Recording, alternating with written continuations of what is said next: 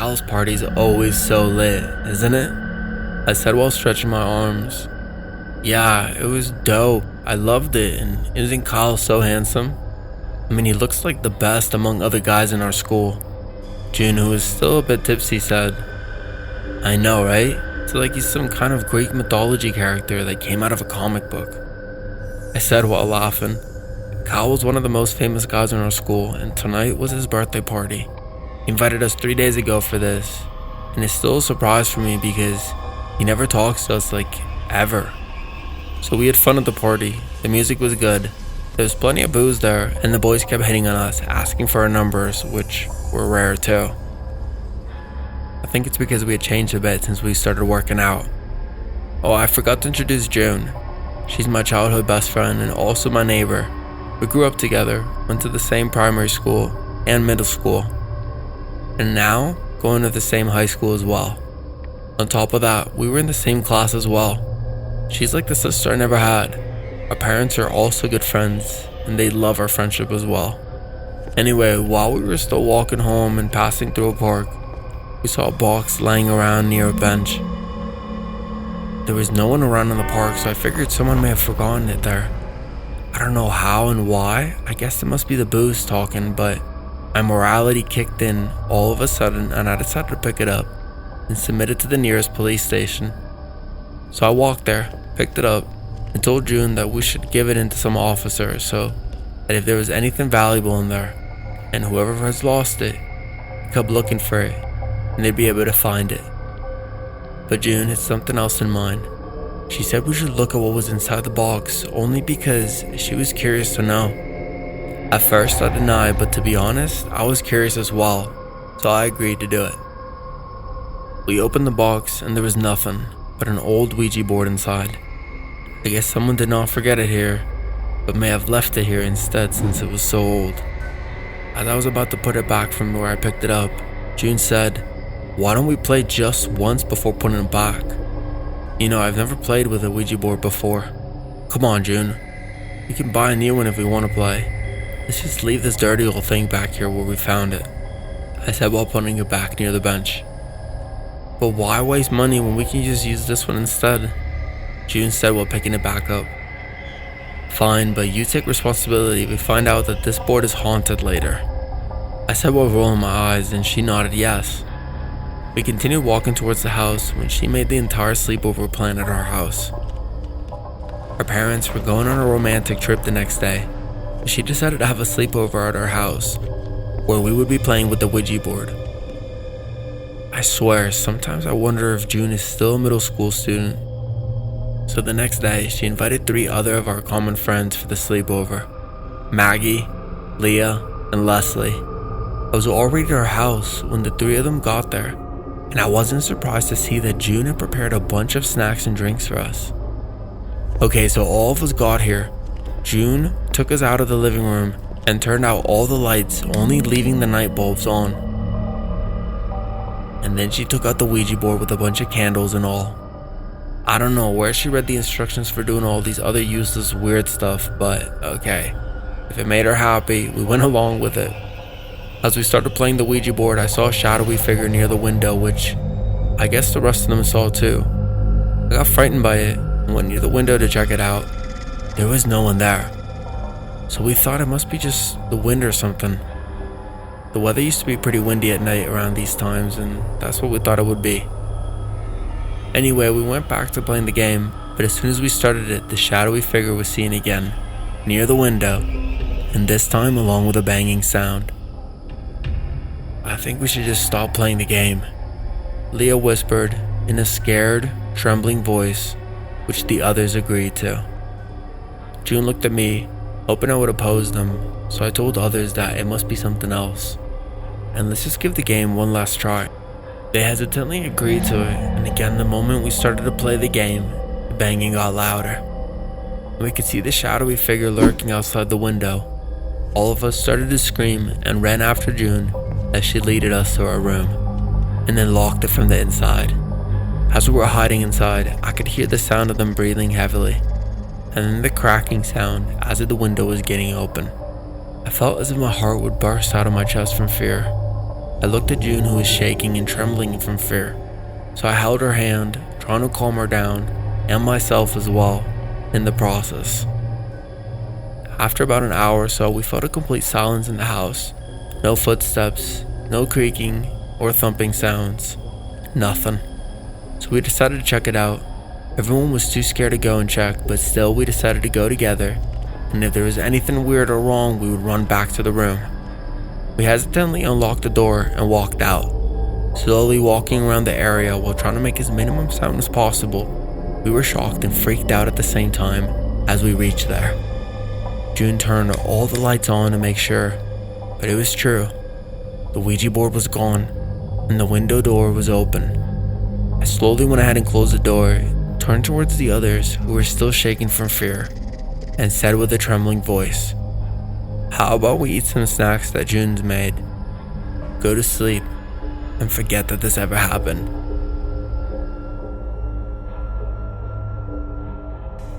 Hey guys, thanks so much for all the support.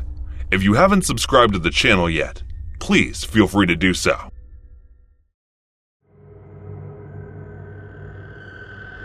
There were Naomi, Evelyn, Lillian, and me in our group. I wouldn't call it a group, but more like a gang or something all, because of this Lillian. She used to call herself the group leader, and a weird thing that whoever wants to join our group needs to give us permission to have a sleepover at their house. Well, of course, no one except for Lillian thought of her as a leader, but we kept our mouths shut about it, because if thinking of herself as a leader made her happy, then so be it. One day when we were all hanging around the cafeteria, she walked in with a girl who had transferred to her school one day ago, and then told us that she'd be joining our group. So there's a sleepover party at our house this weekend. But Lillian, she had just transferred, and we know nothing about her. Evelyn and I dragged her into a corner and whispered into her ear, "You don't know her, but I do. And if the leader is saying that she would be joining our group, then she will." After saying that, she walked to the new girl, which pissed us off. I mean, come on, we don't even know her name. Naomi asked by signaling through her eyes about what happened, and we just shook our heads no. In response, she sighed loudly, which made the new girl turn her head towards us, and I could tell that she just glared at us. Lillian told us that she was going to show her around the campus and left. The moment they were gone, Naomi broke her silence. I swear Lillian pisses me off sometimes. Why can't we just tell her that she isn't our leader? It's because the illusion of her being a leader makes her happy. And you know what she's going through with her parents always arguing because of her brother's death, Evelyn said while sitting down beside Naomi. And she sighed in defeat. How about we give this new girl a chance? We don't have to be friends with her. We can do this only for Lillian. I suggested it, and the two of them agreed. We decided to go shopping after class, but Lillian said that she was busy showing around the town to the new girl.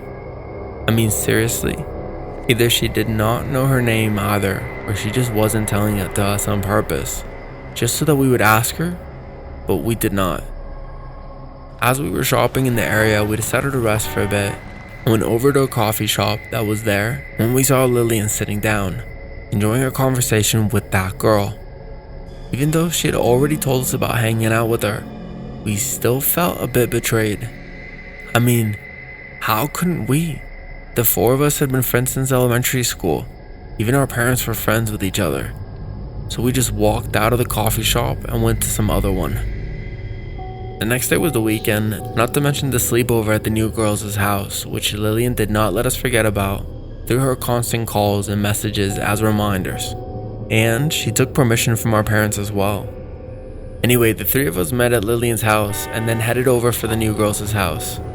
And then that was when Naomi asked, "So are you ever going to tell us the name of this girl? Or is this information just too secretive for you to share?" I don't know if it was the way she asked or just her tone, but the two of us found it funny and then tried controlling our laughter. "Oh, sorry, I guess I forgot. Her name is Leia," she told us while driving her car. After a while, we reached Leia's house and she was waiting outside for us. As soon as she saw Lillian stepping out of the car, she rushed towards her and hugged her. Unbelievable. Evelyn whispered to us strangely, and Leia heard, and then gave us the same glare that she did in the cafeteria. I whispered to them, saying that it was okay and just letting them be for the night. We went in the house and Lillian and Leia kept talking with each other. Leia did not even have the courtesy to say welcome to us, let alone talk. We were led to the living room along with Lillian and sat down on the couch, and that was when Lillian asked Leia about the washroom and left. After she gave her the direction, she turned to us and said, "I don't like either of you." Leia broke the silence after 5 minutes of Lillian going to the bathroom. "What did you just say?" I asked with a shocked and confused expression wearing on my face. "You heard what I said, and you should get away from Lillian, otherwise you will face the same consequences as the girls I hated in my previous school." She sounded proud while saying that. "What the hell are you saying, bitch?" Naomi was already pissed from earlier, so she just burst into anger. I love Lillian, and I would hate for her to mourn the deaths of her 3 best friends. Well, maybe she won't even know that you guys are dead because your body parts will be reformed and used as decor in my home. She said this in a calm voice while pointing at her decors. We looked around to see a skull lamp and a heart vase that looked like it was made of a real heart, but it was hard to tell if it was real or just ceramic. Dozens of doctors looked like actual body parts, and they made us tremble. We felt a chill going down our spines. She started laughing at our expression, finding it amusing, and that was when Lillian came back. "It's good to see that you guys are getting along," she said while smiling at us. The entire night we were on the edge, thinking that she might do something to us. Lillian was just enjoying herself, playing games, laughing, and watching movies, but I could not help but notice her being at the edge as well for some reason.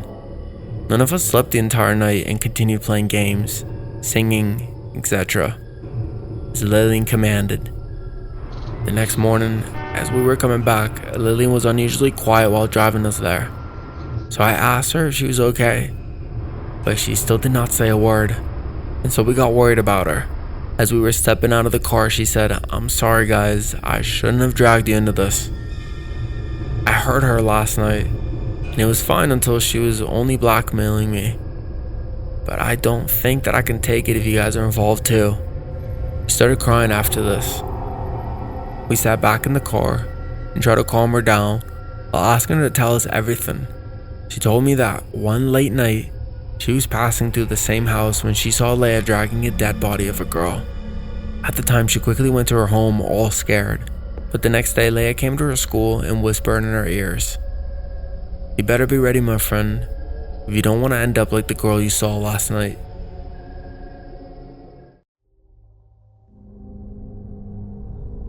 Back when I was a kid, I had this friend in elementary school. We were super close, sat next to each other in class, hung out every recess and lunch. So, at one point, we planned a little sleepover. My parents' place was kind of small at the time, but she lived in this big old house with her grandparents. So it was arranged we'd have our sleepover there instead.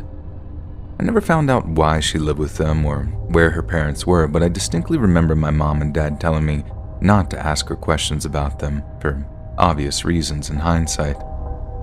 The only thing was, my friend seemed really set on having the sleepover at my place.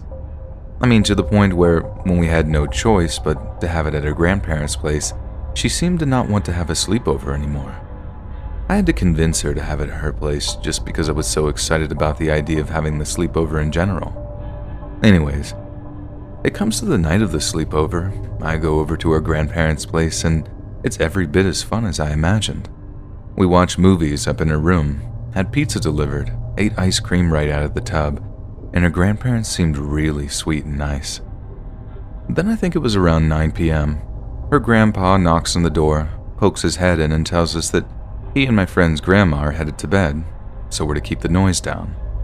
We're like, okay, good night. He leaves, and we carry on with our night.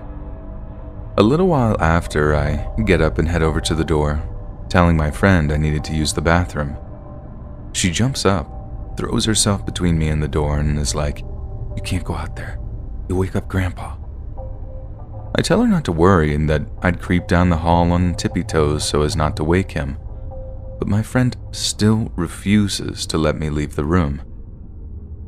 I think she's actually playing around for a second. I'm like, quit it, and try to get past her, but she actually shoves me back away from the door with this angry look on her face. I didn't want to start a fight with her after all. The whole objective was to keep as quiet as possible, but still I needed to use the bathroom. So I asked her where I'm going to go, and get this. She reaches under her bed and pulls out one of the plastic stationery trays. You know, like the inbox and outbox kind you put paper in? Yeah, that kind. She points at this paper tray and is just like, go in this.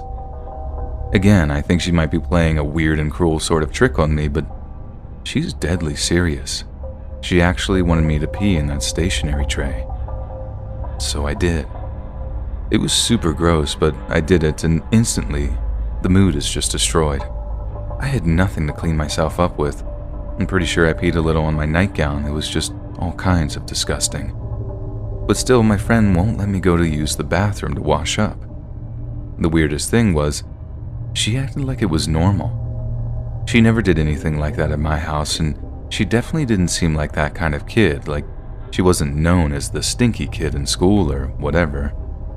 The whole thing just kind of blew my mind, and although I didn't let it affect our relationship or friendship or anything, I definitely didn't like to stay over at her house again.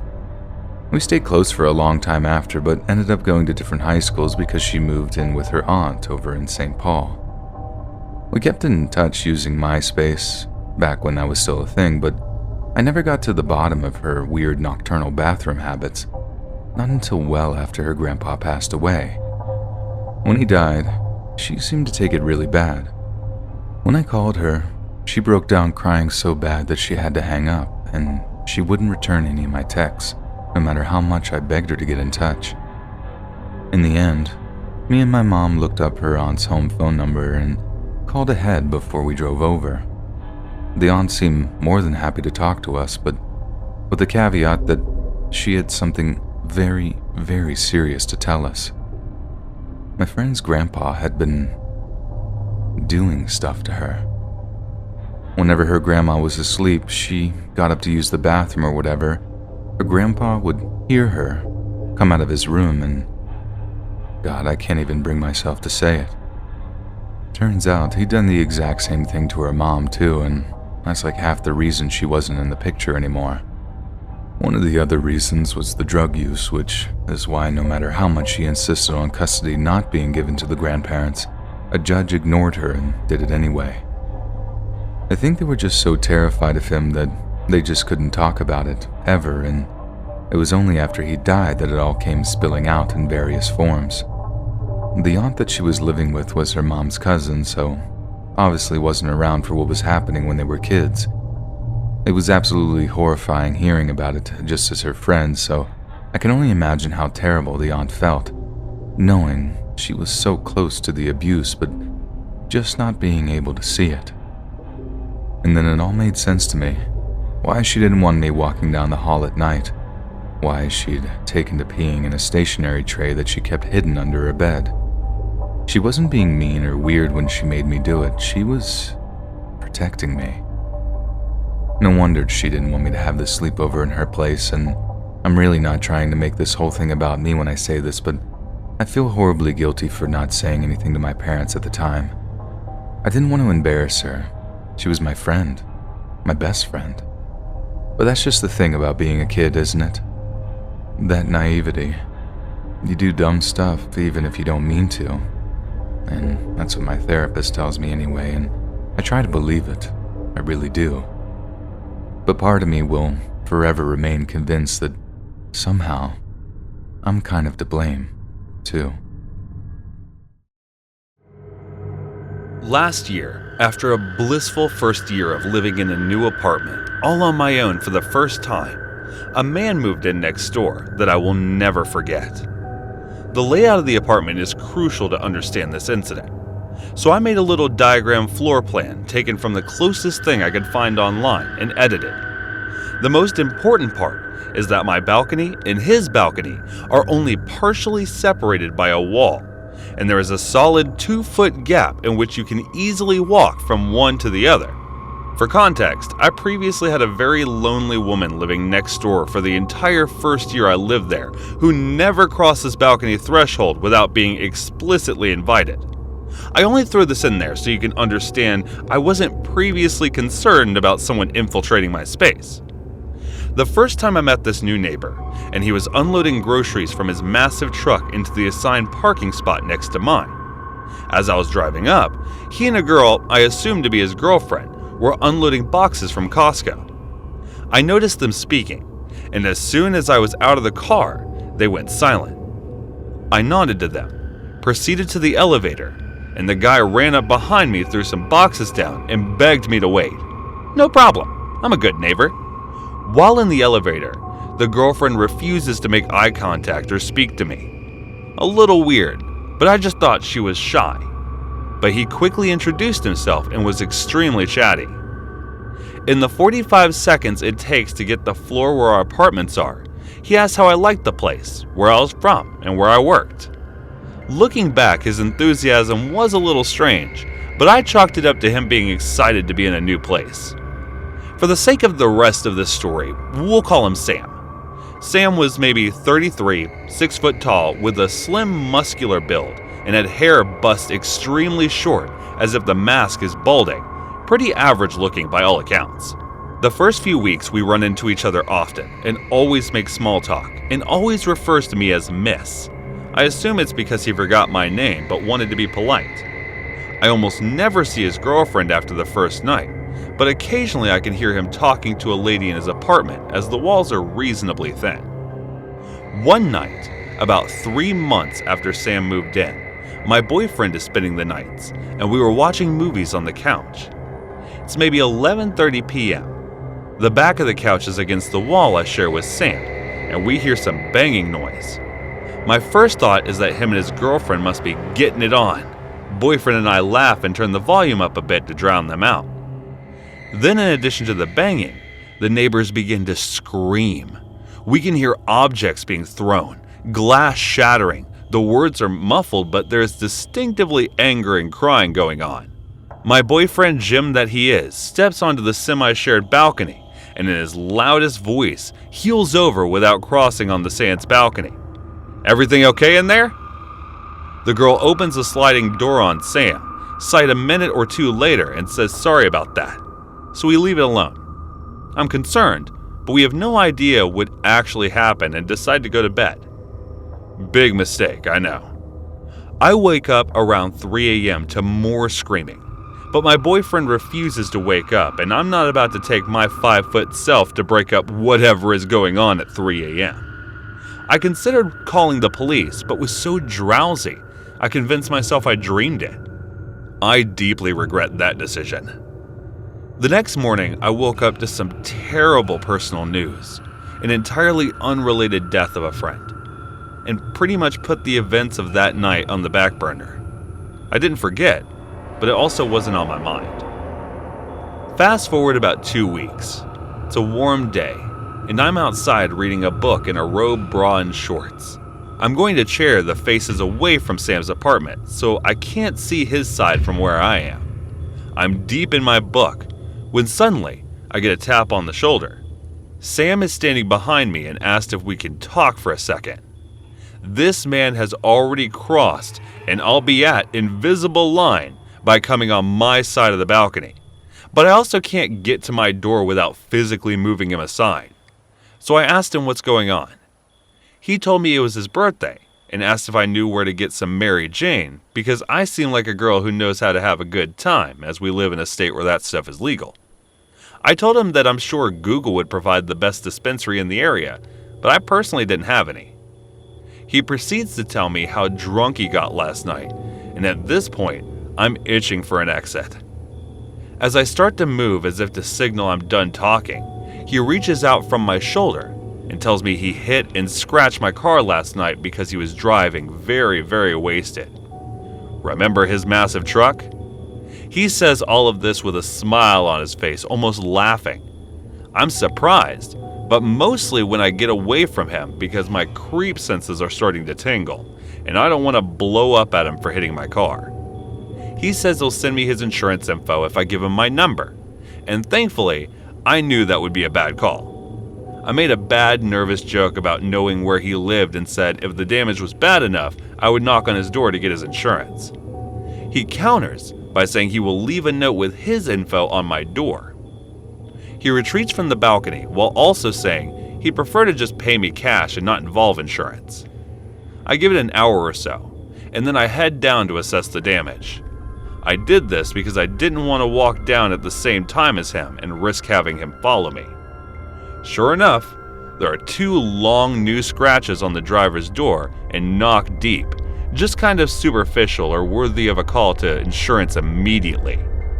I really just didn't want to get involved with him in any way, so I decided I could deal with the scratches. But this little event has kind of shaken me. At this point, I knew something was off with him. Nothing unusual happens as far as I'm aware this night. The next day is Saturday, and as I had to work the next day, I'm home alone, watching some action, a movie, and it's around 11 p.m.